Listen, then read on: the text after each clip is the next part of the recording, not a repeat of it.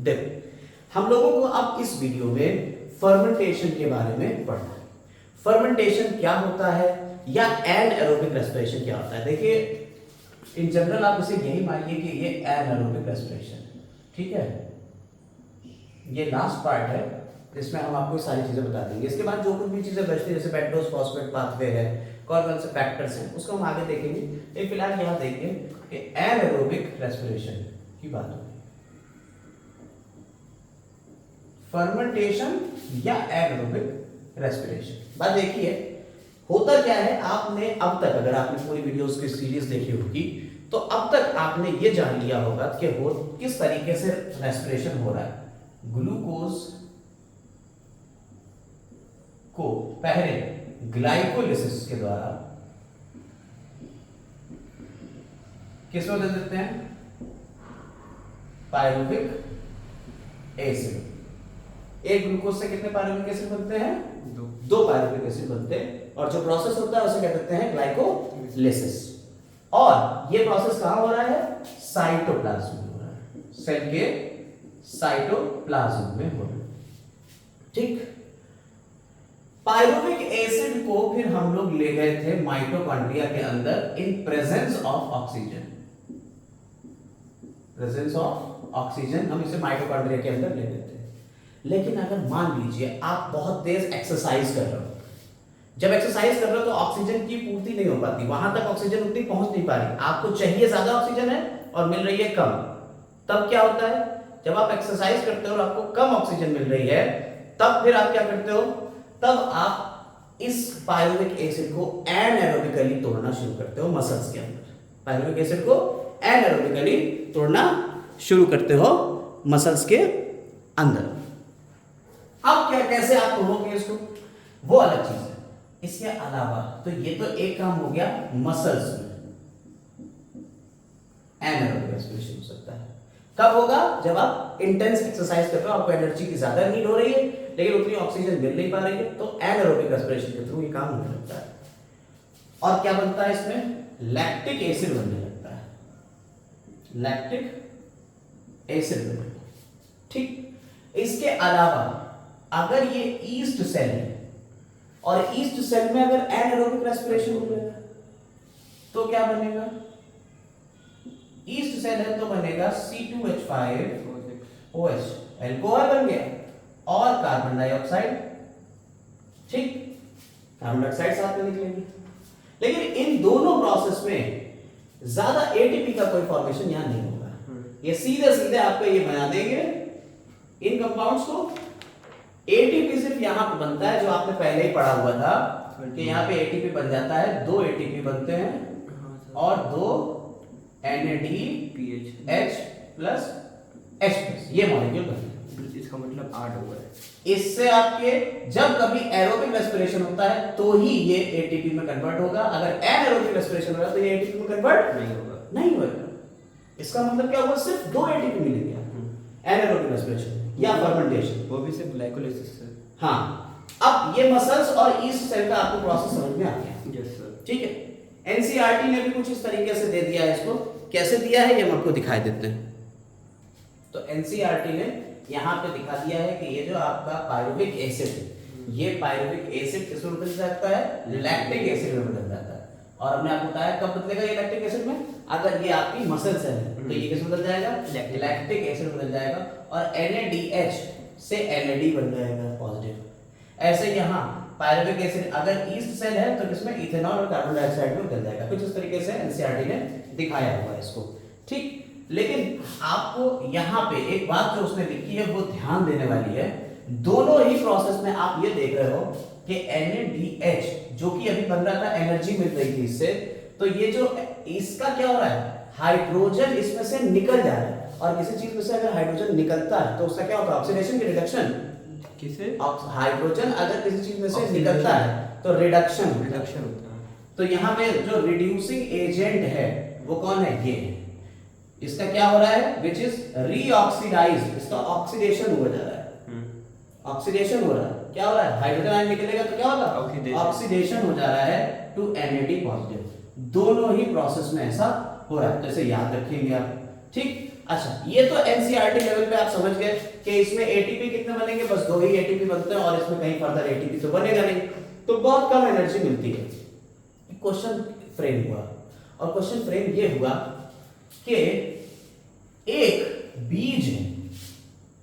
बीज है सीड, उसमें शुरू में जब वो जर्मिनेट हो रहा था तो उसमें ज्यादा ग्लूकोज की जरूरत पड़ रही थी, ग्लूकोज जो है वो ज्यादा जरूरत पड़ रही थी, और वो ऐसी कंडीशन थी जब ऑक्सीजन यहां नहीं थी, ऑक्सीजन नहीं थी, तो ये ज्यादा ग्लूकोज ले रहा था, सीड कंज्यूम कर रहा था।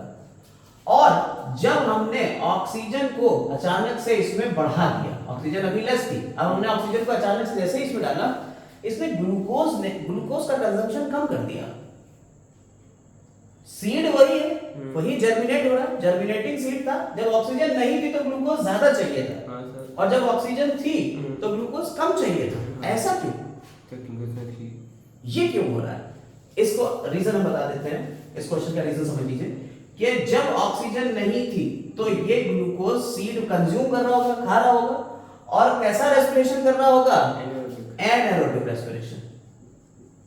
एनाएरोबिक रेस्पिरेशन में सिर्फ और सिर्फ 2 एटीपी बनेंगे, यानी कि इस सीड को अपनी एनर्जी 2 ही एटीपी बन रहा है एक ग्लूकोज से। समझ में आई बात? तो उसे ज्यादा एटीपी चाहिए, लेकिन अगर यही ऑक्सीजन होती तो कैसा रेस्पिरेशन होता? एरोबिक रेस्पिरेशन होता, और एरोबिक रेस्पिरेशन में एक ग्लूकोज से 38 एटीपी बन रहे हैं। बताओ, अगर किसी एक चीज से 38 एटीपी मिलेंगे तो कम ग्लूकोज में ज्यादा चीजें मिल रही है, ज्यादा एटीपी मिल रहा है, और यहाँ ज्यादा ग्लूकोज लग रहा है क्योंकि 2 ही एटीपी मिल रहा है, तो ज्यादा ग्लूकोज कंज्यूम करना पड़ेगा।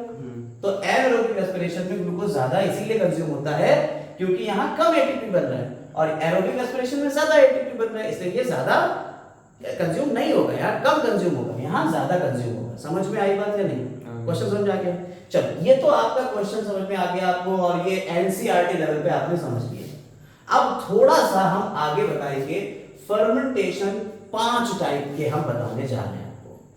अलग अलग ऑर्गेनिज्म में अलग अलग चीजें बनेगी, तो फर्मेंटेशन को हम कितने टाइप के बताने जा रहे हैं? 5 टाइप के। है ये एनाएरोबिक रेस्पिरेशन, एनाएरोबिक रेस्पिरेशन आपको बता दिया, वो रेस्पिरेशन जो ऑक्सीजन की इम्प्रेजेंस में होगा, यानी अनुपस्थिति में होगा। अगर ऑक्सीजन उपस्थित नहीं है यानी प्रेजेंट नहीं है, तो जिस तरीके से सेल रेस्पिरेशन करेगी यानी श्वसन करेगी, वो श्वसन कौन सा कहलाएगा? अनऑक्सी श्वसन या एनाएरोबिक रेस्पिरेशन या फर्मेंटेशन। हिंदी में इसे कहते हैं किण्वन, किण्वन कहते हैं हिंदी। एनाएरोबिक रेस्पिरेशन ये अनऑक्सी श्वसन, और ये फर्मेंटेशन को किण्वन बोलते हैं। ठीक है, छोड़ दीजिए उसको, हिंदी इंग्लिश में समझ लीजिए, फर्मेंटेशन होता है। क्लियर? अब हम 5 टाइप के फर्मेंटेशन बताने जा रहे हैं आपको, उनको ध्यान से देखिएगा। ये एनसीईआरटी लेवल पे तो हमने सब खत्म कर दिया है, लेकिन क्योंकि हम कॉम्पिटिटिव भी आपको देना चाह रहे हैं तो थोड़ा सा कॉम्पिटिशन वाला भी ले लेते हैं। देखिए, यहां हमने पहला आपको फर्मेंटेशन बताया, एल्कोहलिक फर्मेंटेशन, जिसमें एल्कोहल बनेगा। ये किसमें मिलेगा आपको? बहुत सारे ईस्ट में मिलेगा, और बैक्टीरियल स्पीशीज, बहुत सारे बैक्टीरिया की स्पीशीज में भी देखने को मिलेगा। इसमें होता क्या है? सबसे पहले ये CH3COCOOH यानी पायरुविक एसिड जो है, वो पायरुविक एसिड डीकार्बोक्सिलेज एंजाइम के थ्रू एसिटाल्डिहाइड में कन्वर्ट हो जाएगा और CO2 निकल जाएगी। फिर ये एसिटाल्डिहाइड को फर्दर NADH की प्रेजेंस में अल्कोहलिक डिहाइड्रोजिनेज एंजाइम लगा के इथाइल अल्कोहल में कन्वर्ट कर दिया जाता है, और NAD पॉजिटिव निकल गया। यही तो एनसीईआरटी ने लिखा था, उन्होंने इस दोनों को मिला के एक साथ लिख दिया था। ठीक है, यहाँ से ये और ये कैंसिल हो जाएगा, अगर इनको नेट में लोगे तो ये और ये कैंसिल हो जाएगा, तो ये CH3COOH CHO C2H5OH और ये निकल जाएगा। ठीक, ये तो हो गया एल्कोहलिक फर्मेंटेशन। दूसरा आ गया lactic acid fermentation. Lactic acid fermentation Lactobacillus lactis या लैक्टोबैसिलस लैक्टाई बैक्टीरिया के थ्रू होता है। ये दूध को दही में जैसे बदलते हैं, लैक्टोबैसिलस ही वही बैक्टीरिया है। ये पायरुविक एसिड हो गया, पायरुविक एसिड में NADH लगा और enzyme lactic acid dehydrogenase, dehydrogenase मतलब जो इसमें से हाइड्रोजन निकाल देगा। उसने हाइड्रोजन निकाला, इसमें जोड़ दिया और उसको रीअरेंज करके लैक्टिक एसिड और NAD पॉजिटिव बना दिया। कोई दिक्कत इसमें नहीं, सीधा सीधा रटना है। Lactic acid ethyl alcohol fermentation, यानी लैक्टिक एसिड भी बनेगा और इथाइल अल्कोहल भी बनेगा। ये एक बैक्टीरिया है, हेटेरोफर्मेंटिव बैक्टीरिया, जिसका नाम है लैक्टिक एसिड बैक्टीरिया। ठीक है, वो कभी कभी लैक्टिक एसिड बैक्टीरिया क्या करता है, पायरुविक एसिड को उठाता है और ये किसमें होता है, लैक्टिक एसिड में होता है। ये क्या है, इथाइल अल्कोहल है और ये कौन है, कार्बन डाइऑक्साइड। तो लैक्टिक एसिड, इथाइल अल्कोहल और कार्बन डाइऑक्साइड तीनों में बदल जाते हैं। दो चीजें निकली हैं, जब दोनों चीजें निकली हैं तो इसे कहते हैं lactic acid ethyl alcohol fermentation, यानी दोनों चीजें एक साथ निकल जाती है। स्पेशल बैक्टीरिया है लैक्टिक एसिड बैक्टीरिया। हालांकि लैक्टोबैसिलस भी एक लैक्टिक एसिड बैक्टीरिया ही है, ठीक है, लेकिन कभी ये इस तरीके से एक्ट करेगा तो कभी इस तरीके से। एनसीईआरटी ने इस तरीके से ही माना है। ठीक, समझ में आई। लैक्टिक एसिड आपकी मसल्स में भी बनता है, लैक्टिक एसिड मसल्स में बनता है। सेम यही प्रोसेस से मसल्स में भी लैक्टिक एसिड बन जाता है, वहां बैक्टीरिया नहीं होता है। ठीक है, हमारे अंदर बनेगा। क्लियर। अब दो और बचे, उनको और देख लेते हैं। तो यहाँ पे आप देखिए कि एसिटिक एसिड फर्मेंटेशन अगला आता है, पांचवा। चौथा, इसमें क्या हो रहा है, एसिटिक एसिड पायरुविक एसिड को एसिटोबैक्टर एसिटाई, ये एक बैक्टीरिया है, एसिटोबैक्टर एसिटाई बैक्टीरिया, ये कन्वर्ट कर देता है एसिटल्डिहाइड में पहले और कार्बन डाइऑक्साइड निकलेंगे। फिर ये एसिटल्डिहाइड में OH जुड़ता है और हाइड्रोजन निकलता है, तो रीअरेंज हो गया और ये बन गया एसिटिक एसिड, सिरका बन गया। तो एसिटोबैक्टर एसिटाई, ये याद रखिएगा, एसिटिक एसिड बनाता है। इसका butylic acid bacteria, Clostridium butylicum, NCERT में ब्यूटाइलिकम है, L है, और यहाँ पे हमने आपको ब्यूटाइलिकम दे दिया, तो रिकम या लिकम में कोई दिक्कत नहीं है। ये पायरुविक एसिड, ये बैक्टीरिया का नाम है, इस बैक्टीरिया से ये होगा। पायरुविक एसिड को पहले ये जो है एसिटिक एसिड में कन्वर्ट करेगा और एसिटिक एसिड फर्दर जो है ये इस तरह से रीअरेंज होगा, 4 हाइड्रोजन इसमें आयन जुड़ जाएंगे और 4 हाइड्रोजन आयन जुड़ने के बाद ये वाटर निकल पड़ेगा और ब्यूटाइलिक एसिड में डायरेक्ट कन्वर्ट हो जाएगा। तो आपको ये इसमें से याद क्या रखना है, इसमें ये याद रखना है कि जितने भी आपने अभी फर्मेंटेशन पढ़े, ये सारे फर्मेंटेशन ही हैं, ये एनारोबिक रेस्पिरेशन का ही एक टाइप होता है फर्मेंटेशन। इन सब में आप देखिए, जब आपने रेस्पिरेशन पढ़ा था, गौर करिएगा, जब आपने रेस्पिरेशन पढ़ा था उसमें आपने पढ़ा था C6H12O6 यानी ग्लूकोज। इसमें आपने 6 ऑक्सीजन के मॉलिक्यूल्स को जोड़ दिया था और रेस्पिरेशन करने के बाद बना था 6CO2 प्लस 6H2O और प्लस 38 ATP। ये हुआ था हमारा, यानी पूरी तरह से ऑक्सीडेशन हो गया था और कार्बन डाइऑक्साइड और वाटर निकल गया था। इन सब में देखिए, कहीं लैक्टिक एसिड बच रहा है, कहीं अल्कोहल बच रहा है, कहीं ब्यूटाइलिक एसिड बच रहा है, कहीं एसिटिक एसिड बच रहा है। ये सारे चीजें पूरे डिस्ट्रॉय नहीं हो रहे, पूरे खत्म नहीं हो रहे कार्बन डाइऑक्साइड और वाटर में। यानी इन सब में क्या हो रहा है, फर्मेंटेशन में एक खास बात हो रही है, इनकम्प्लीट ऑक्सीडेशन। क्या हो रहा है, incomplete oxidation. Incomplete oxidation. Oxidation तो हो रहा है लेकिन कैसा है ये, इनकम्प्लीट है, अधूरा है, क्योंकि पूरा होता तो कार्बन डाइऑक्साइड और वाटर में बदल जाता और एनर्जी पूरी निकलती। यहाँ एनर्जी सिर्फ 2 ATP बन रहा है और बवाल इतना फैला हुआ, ये सारे कंपाउंड्स बनते चले जाते हैं। इसका यूज इंडस्ट्रीज में कर लेते हैं हम, अल्कोहल इंडस्ट्रीज में ईस्ट का यूज करते हैं, सैकेरोमाइसिस सेरेसियाई, अल्कोहल इंडस्ट्रीज में उसका यूज करते हैं और उससे हम अल्कोहल बनाते हैं, जौ वगैरह से। अच्छा, ये बात सबसे पहले किसने बताई, लुई पास्चर साहब थे। कौन थे, पास्चर।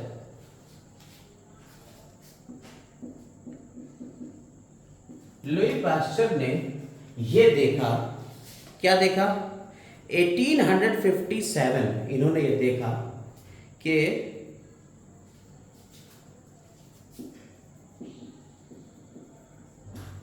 ईस्ट में ये मेटाबॉलिज्म होती है। ये जो पूरी आपने देखा, ये किस में होती है, ईस्ट में होती है। और ये बात विचार में बताइए कि भाई साहब फर्मेंटेशन का प्रोसेस होता है जिसमें इनकम्प्लीट ऑक्सीडेशन हो रहा है। ये किसने बताया था, लुई पास्चर ने 1857 में बता दिया था कि ईस्ट में ये फर्मेंटेशन प्रोसेस होता है।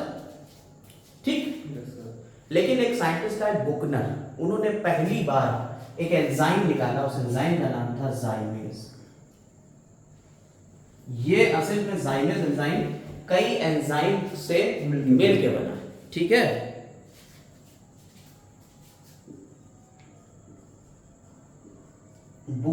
हमने ये एंजाइम ईस्ट से बाहर निकाल लिया।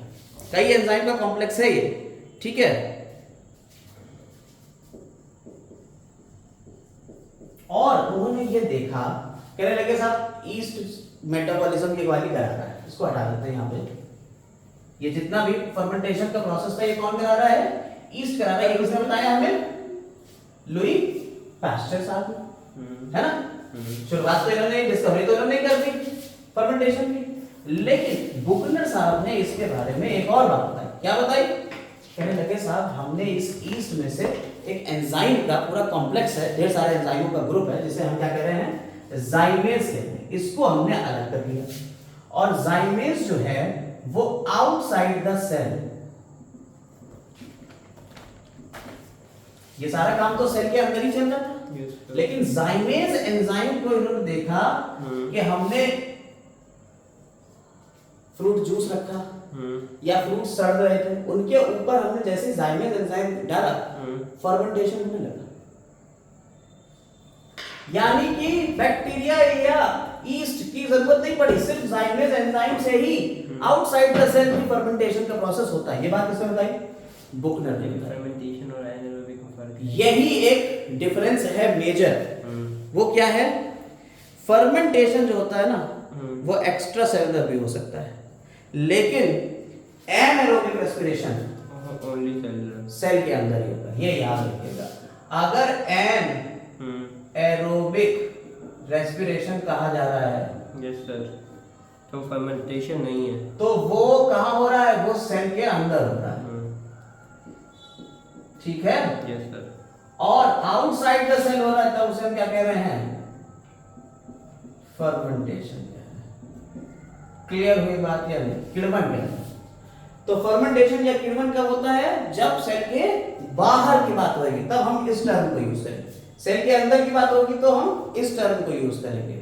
बाकी सारी चीजें एक ही हैं। यही प्रोसेस सेल के अंदर होगा तो ये कहलाएगा, बाहर होगा तो ये कहलाएगा। इसलिए एनसीईआरटी ने इसे, चाहे आप फर्मेंटेशन कह लो, चाहे इसे एनारोबिक रेस्पिरेशन कह लो, कुछ भी कह लो, ये कह दिया। ओके सर, समझ में आई बात है? बुकनर ने काम किया था। अच्छा, आप जब अल्कोहल बना रहे होते हो तो आप क्या करते हो? आपने गन्ने का जूस ले लिया या बार्ली ले ली, जौ ले ली। जौ के अंदर स्टार्च फूड होता है, तो वो स्टार्च को खूब आसानी से कार्बोहाइड्रेट को क्या करती है? फर्मेंट करती है। और यहाँ आपने वो ईस्ट डाल दी है जिससे ये फर्मेंटेशन हो जाए।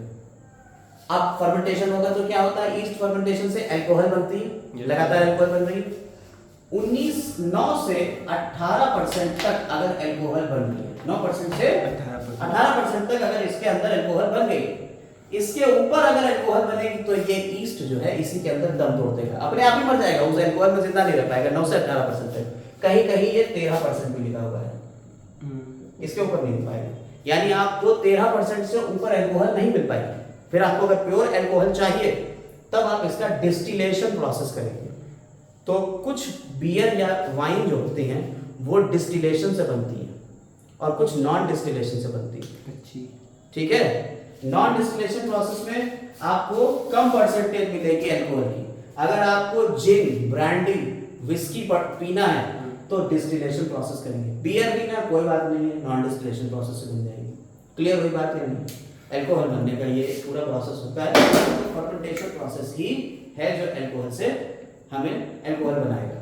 क्लियर?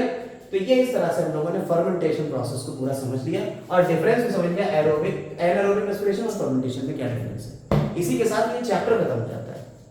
अब अगर आपको ये पढ़ना है कि कौन कौन से फैक्टर्स इन्वॉल्व होते हैं, क्योंकि एनसीईआरटी में ये नहीं दिया कौन कौन से फैक्टर्स इन्वॉल्व होते हैं और पेंटोज फॉस्फेट पाथवे क्या है, तो इसके लिए आप हमें कमेंट करेंगे और अगर कमेंट अच्छे खासे हो जाते हैं तो हम इसकी वीडियो अलग से आपको बना के दे देंगे। जब तक के लिए आप चैनल को सब्सक्राइब कर लें, नाम यहाँ आपको दिख ही रहा है, और कमेंट करें और शेयर जरूर करें, लाइक करें ताकि ज्यादा से ज्यादा रीच बढ़े। Have a nice day.